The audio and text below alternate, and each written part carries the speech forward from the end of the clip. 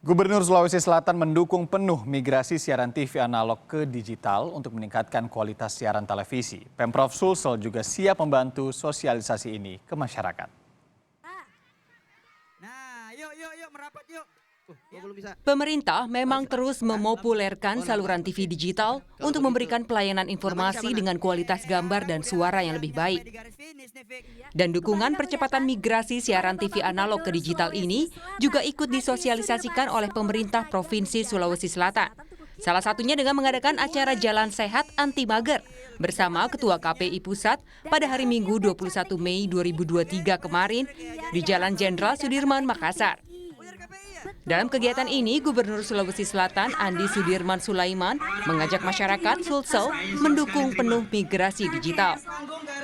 Selain mendapatkan siaran lebih jernih, masyarakat juga tidak akan kesulitan mendapatkan informasi dan hiburan dengan pilihan saluran TV yang lebih banyak. Saya rasa sangat cepat sekali, sehingga saya pikir mau tidak mau ya, ini akan berjalan dengan sendirinya. Justru ini kebanyakan kita yang harus mempercepat juga. Ya. Pelaksanaan analog switch off atau ASO dilakukan secara bertahap di sejumlah daerah. Dan untuk itu peran pemerintah daerah juga jadi kunci keberhasilan migrasi ini berjalan lancar.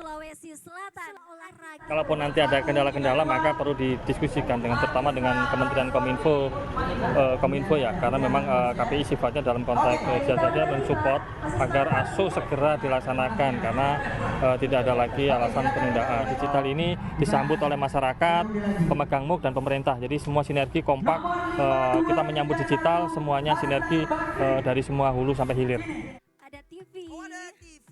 Tak hanya peran pemerintah, namun keterlibatan masyarakat juga penting untuk menyukseskan program migrasi siaran ini. Keterlibatan masyarakat tidak hanya menyangkut pemahaman, tapi juga atensi dan masukan terhadap kualitas penyiaran di tanah air. Nila Rustam, Kompas TV, Makassar, Sulawesi Selatan.